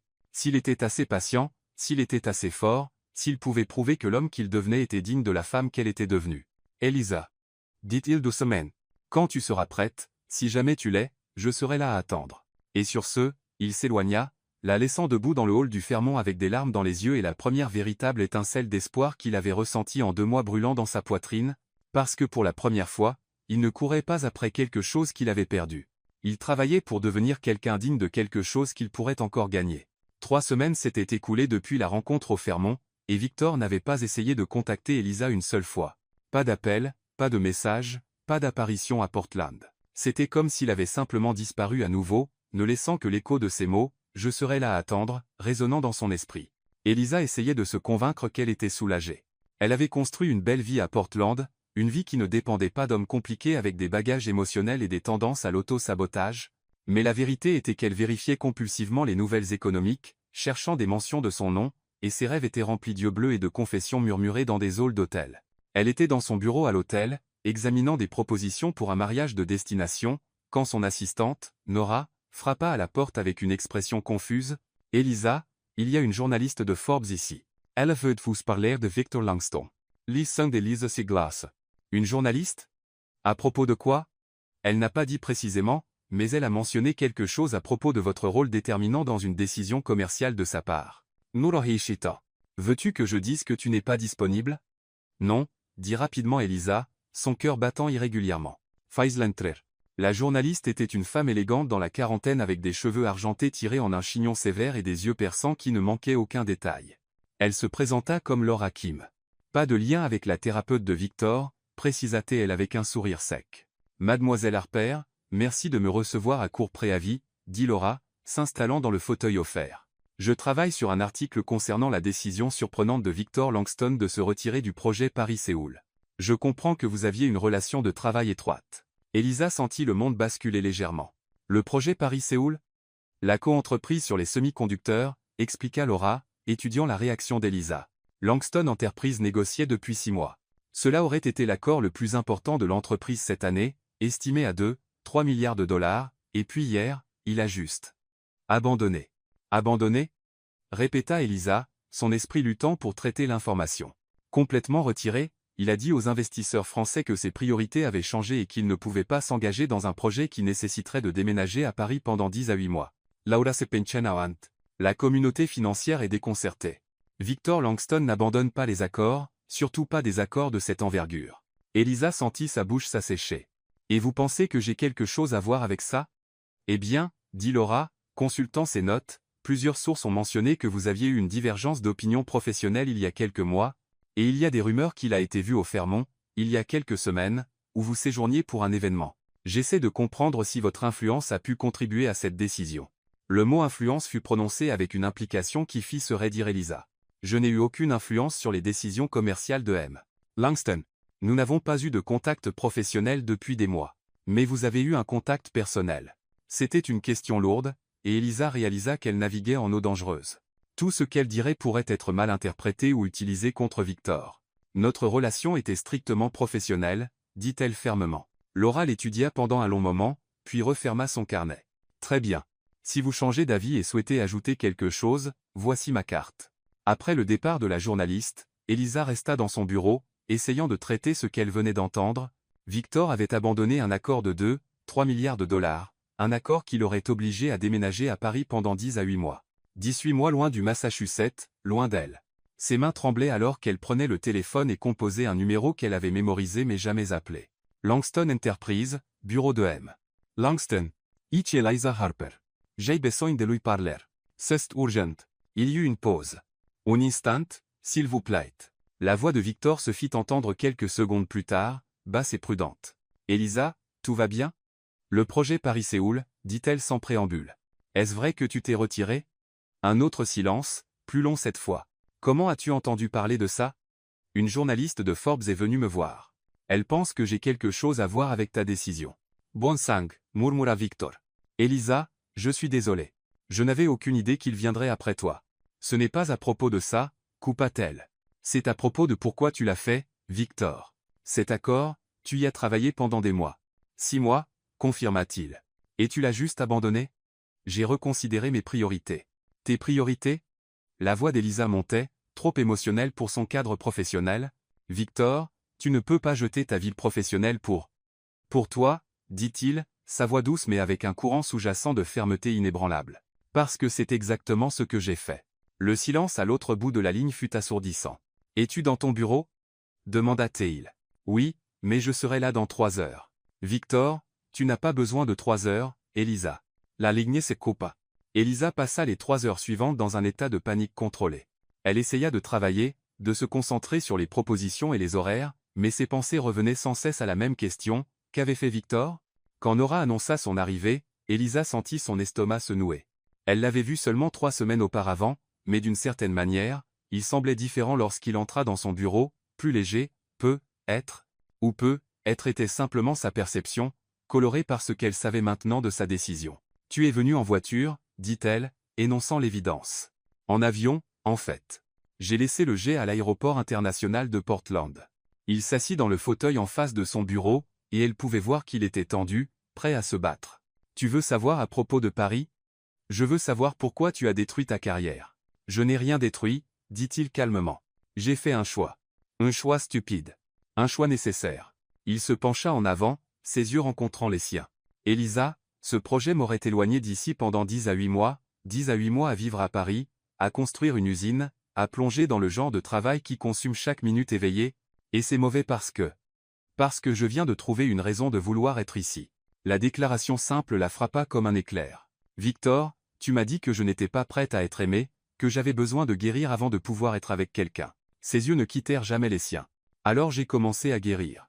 J'ai commencé une thérapie, j'ai affronté mon passé, j'ai cessé de laisser Isabella définir mon avenir. Mais une partie de cette guérison a été de réaliser que je ne veux pas d'un avenir qui ne t'inclut pas. Tu ne peux pas baser des décisions commerciales de plusieurs milliards de dollars sur l'amour. Il se leva, marchant jusqu'à la fenêtre donnant sur le port de Portland. Peut-être que tu as raison. Peut-être que c'est de la folie. Mais pour la première fois de ma vie d'adulte, je prends une décision basée sur ce que je veux, pas sur ce qui est logiquement sensé ou financièrement avantageux. Et que veux-tu? Demanda Elisa, bien qu'elle craignît la réponse. Il se tourna pour lui faire face, et l'intensité dans ses yeux la fit presque tomber de sa chaise. Je te veux. Je veux une chance de prouver que je peux être l'homme que tu mérites. Je veux construire quelque chose de réel, de durable et d'honnête. Victor, sa voix n'était qu'un murmure. Je sais que tu as construit une vie ici. Je sais que tu es heureuse, que tu as Nathan et ton travail et ton indépendance. Je ne te demande pas d'abandonner quoi que ce soit de tout cela. Alors que demandes-tu? Il s'approcha de son bureau, s'arrêtant juste devant elle. Je demande une chance, une vraie chance pour nous. Pas basée sur la peur ou le passé ou toutes les raisons pour lesquelles ça ne devrait pas marcher, mais basée sur la possibilité que nous puissions construire quelque chose de mieux ensemble que tout ce que nous avons séparément. Elisa sentit des larmes piquer ses yeux. Tu as abandonné 3 milliards de dollars. J'ai abandonné 10 à 8 mois loin de toi, corrigea-t-il. L'argent? Il y aura toujours d'autres accords. Mais toi. Ses yeux s'adoucirent. Tu es irremplaçable. Et je t'ai déjà perdu une fois en étant un idiot hanté. Je ne te perdrai pas à nouveau en mettant l'argent au-dessus de ce qui compte vraiment. Et si je dis non? Demanda-t-elle, elle, sa voix se brisant légèrement. Et si je dis que c'est trop tard, que j'ai avancé? Alors je l'accepte, dit-il simplement, et je vis avec la certitude qu'au moins j'ai essayé. Qu'au moins une fois dans ma vie, j'ai choisi l'amour plutôt que la logique, l'espoir plutôt que la peur. Elisa regarda cet homme qui était entré dans sa vie comme une force de la nature et en était sorti de la même manière. Mais maintenant il était de retour, vulnérable et ouvert d'une manière qu'elle n'avait jamais vue auparavant. Et il offrait non seulement son cœur, mais une preuve tangible qu'elle comptait plus pour lui que n'importe quelle somme d'argent. C'était terrifiant. C'était merveilleux. C'était tout ce qu'elle avait voulu et tout ce qu'elle craignait de vouloir. « Victor, dit-elle doucement, se levant pour lui faire face. « Oui? Demande-moi encore. » La confusion passa dans ses yeux. « Te demander quoi? »« Ce que tu veux. » La compréhension illumina ses traits, et il fit un pas de plus jusqu'à ce qu'elle puisse sentir la chaleur émanant de son corps. « Je te veux, Elisa Harper, dit-il, sa voix épaisse d'émotion. Je veux ton cœur, ton esprit, ton avenir. Je veux me réveiller avec toi chaque matin, et m'endormir avec toi chaque nuit. Je veux me disputer avec toi et me réconcilier avec toi et construire quelque chose de beau et chaotique et réel. Et je te veux aussi, murmura-t-elle, les mots sortant comme une confession arrachée par la force. Le soulagement qui passa sur le visage de Victor était si palpable qu'elle faillit pleurer. Et puis il bougea, ses mains venant encadrer son visage, ses pouces essuyant des larmes qu'elle n'avait pas réalisé couler. « Nous avons beaucoup à régler, dit-elle, plaçant ses mains sur les siennes. Oui, acquiesce-te-you. Ça va être compliqué. Probablement. Et tu as vraiment abandonné 3 milliards de dollars. Le meilleur investissement que j'ai jamais fait, dit-il. Et puis il se pencha, et elle se hissa sur la pointe des pieds, et enfin, ils cessèrent de lutter contre l'inévitable. 6 mois plus tard, Elisa se retrouva debout sur la terrasse du manoir de Salem, enveloppée dans un manteau en cachemire, regardant les premières étoiles apparaître dans le ciel d'octobre. La vue était à couper le souffle. Des jardins baignés dans la lumière dorée du coucher de soleil, la silhouette lointaine de l'océan Atlantique, et un sentiment de paix qu'elle n'avait jamais imaginé trouver dans cet endroit qui lui avait autrefois semblé si froid et intimidant. Tant de choses avaient changé au cours des derniers mois. Elle était revenue dans le Massachusetts, pas immédiatement, pas à la hâte, mais après des semaines de conversations honnêtes et de planification minutieuse. Elle avait ouvert sa propre entreprise de conseil en événements, utilisant le manoir de Victor comme base d'opération pour une clientèle croissante qui incluait tout, des mariages intimes aux conférences d'entreprises internationales. Mais plus important que les changements professionnels étaient les changements personnels. Victor avait continué sa thérapie religieusement, et elle avait commencé la sienne, travaillant sur ses propres problèmes d'abandon et de peur de la dépendance émotionnelle. Ils avaient appris à se disputer de manière constructive, à communiquer sans attaque défensive, à se faire confiance de manière qu'ils pensaient tous deux impossible. Ça n'avait pas été facile. Il y avait des nuits où les vieux schémas refaisaient surface, où la peur de Victor d'être trahi entrait en collision avec le besoin d'indépendance d'Elisa. Il y avait des moments où tous deux se demandaient s'ils forçaient quelque chose qui ne devrait pas l'être. Mais il y avait aussi des matins où elle se réveillait dans ses bras, et se sentait complètement chez elle. Il y avait des après-midi où ils travaillaient côte à côte dans un silence confortable. Il y avait des nuits où ils parlaient jusqu'à l'aube de rêves et de peur et de tout, ce qui se trouvait entre les deux. « Tu penses trop fort encore. » La voix familière la fit sourire sans se retourner. Elle sentit Victor s'approcher par derrière, ses bras se refermant autour de sa taille alors qu'il se penchait pour embrasser le côté de son cou. « Je réfléchis juste, » dit-elle, s'appuyant contre la solidité de sa poitrine, « à comment nous sommes arrivés ici ? Avec beaucoup de thérapie et quelques disputes épiques, murmura-t-il contre sa peau, la faisant rire, et beaucoup d'orgueil blessé et de révélations douloureuses, et un sacrifice de 3 milliards de dollars que je n'arrive toujours pas à croire que tu aies fait. » Elle sentit ses épaules haussées. Ça valait chaque centime. Elisa se tourna dans ses bras pour lui faire face. Même après tous ces mois, l'impact de la voir si près la frappait encore. La manière dont les derniers rayons du soleil mettaient en valeur les lignes aristocratiques de son visage, comment ses yeux bleus s'adoucissaient quand il la regardait, comment la tension qu'il portait autrefois dans ses épaules s'était dissoute, en quelque chose qui ressemblait beaucoup à du contentement. Des regrets ? Demanda-t-elle, car même maintenant, une partie d'elle avait besoin de la confirmation. Juste un, dit-il, ses mains venant encadrer son visage. Son cœur, manque combattement. Lequel ? Qu'il t'ait fallu si longtemps pour saisir ma ceinture, dit-il avec un sourire lent qui fit se contracter quelque chose au fond de son ventre. Victor Langston, dit-elle, riant et frappant légèrement sa poitrine, tu es terrible. Je le suis, n'est-ce pas ? Il se pencha jusqu'à ce que son front touche le sien. Chanceux, aussi. Pourquoi ? Parce que, d'une manière ou d'une autre, contre toute attente et malgré tous mes efforts pour tout gâcher, la femme la plus incroyable que j'ai jamais rencontrée a décidé de m'aimer en retour. Les mots la surprenaient encore quand il les disait ainsi, si simples, si directs, si complètement dépouillés des complications qui avaient autrefois rendu toute déclaration d'amour impossible entre eux. « Je t'aime », dit-elle en retour, car elle ne se lassait jamais de voir la manière dont ses yeux s'illuminaient quand elle le disait. « Montre-moi », murmura-t-il, sa voix devenant rauque. « Ici ? Sur la terrasse, sous les étoiles, où n'importe qui pourrait nous voir. » Il y avait de la taquinerie dans sa voix, mais aussi quelque chose de plus profond, une célébration de jusqu'où ils étaient allés depuis les jours où chaque contact devait être caché, chaque sentiment nié. Elisa se pencha plus près, ses lèvres effleurant presque les siennes. « Et si je te disais que j'ai une meilleure idée ? » Quoi ? Au lieu de répondre, elle tendit la main et saisit sa ceinture, le même geste qui avait tout commencé des mois auparavant, mais cette fois avec une intention complètement différente. Cette fois, ce n'était pas un défi ou une confrontation. C'était une invitation. L'effet fut immédiat et dévastateur. Victor inspira brusquement, le même son grave et guttural qu'il avait émis cette première nuit, mais maintenant il y avait de la reconnaissance dedans, mémoire, promesse. « Femme, dit-il, faisant écho à ces mots d'il y a si longtemps, tu vas encore me mener tout droit au péché. J'y compte bien, murmura-t-elle en retour. Et puis il l'embrassait, et elle lui rendait son baiser, et tout le reste disparut. Il n'y avait pas de passé douloureux, pas de peur de l'avenir, rien d'autre que cet instant parfait et imparfait où deux cœurs blessés s'étaient enfin trouvés l'un l'autre. Le baiser était tout ce que leur premier baiser aurait dû être, pas désespéré, pas précipité, pas chargé de culpabilité. C'était une célébration et une promesse et une reddition complète. C'était le baiser de deux personnes qui s'étaient battues pour avoir le droit d'être ensemble et qui avaient enfin gagné. Quand ils se séparèrent enfin, tous deux étaient essoufflés, les visages rougis, les cœurs battant à l'unisson. « Maison », dit Victor, un seul mot chargé d'intention. Maison, acquiesce Élise. Mais quand il se tourna pour la guider à l'intérieur, elle l'arrêta. Victor. Oui. Merci. Pourquoi? Pour t'être battu pour nous, pour ne pas avoir abandonné quand j'ai abandonné, pour devenir l'homme que tu savais pouvoir être. Il étudia son visage à la lumière croissante des étoiles, et quand il parla, sa voix était épaisse d'émotion. Merci de m'avoir appris la différence entre la solitude et la solitude choisie, entre la peur et la prudence, entre être seul et être en paix. Ils restèrent ainsi un moment de plus, absorbant le poids de ce qu'ils avaient surmonté et la promesse de ce qui était encore à venir. Puis, les mains entrelacées, ils se dirigèrent à l'intérieur du manoir qui n'était plus une prison dorée, mais un foyer qu'ils avaient construit ensemble, un cœur blessé à la fois. Et dans la bibliothèque, où tout avait failli s'effondrer des mois auparavant, où des secrets avaient été révélés et la confiance brisée, ils créèrent de nouveaux souvenirs. Des souvenirs de pardon et de seconde chance, d'un amour qui avait survécu au pire de deux et en était sorti plus fort. Car parfois, les plus belles histoires d'amour ne concernent pas des personnes parfaites qui se rencontrent au moment parfait. Parfois, elles concernent des personnes brisées qui choisissent de guérir ensemble, qui choisissent de se battre pour l'amour même quand c'est difficile, surtout quand c'est difficile.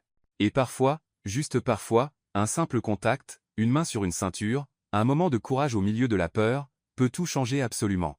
Dehors, les étoiles brillaient au-dessus du Massachusetts, témoins silencieux de deux âmes qui avaient enfin trouvé leur chemin l'une vers l'autre. En fin de compte, Elisa et Victor découvrirent que le véritable amour ne consiste pas à trouver quelqu'un de parfait, il s'agit de trouver quelqu'un qui est prêt à être imparfait avec vous, deux âmes blessées qui ont choisi de guérir ensemble, qui ont transformé leurs cicatrices en cartes pour un avenir meilleur. Car parfois, un seul contact de courage peut réécrire des destins entiers. Et la plus grande révolution se produit quand nous décidons d'arrêter de fuir l'amour et de commencer à nous battre pour lui. Après tout, combien d'entre nous vivent comme des fantômes de ce que nous pourrions être, simplement parce que nous avons peur d'être vraiment vus?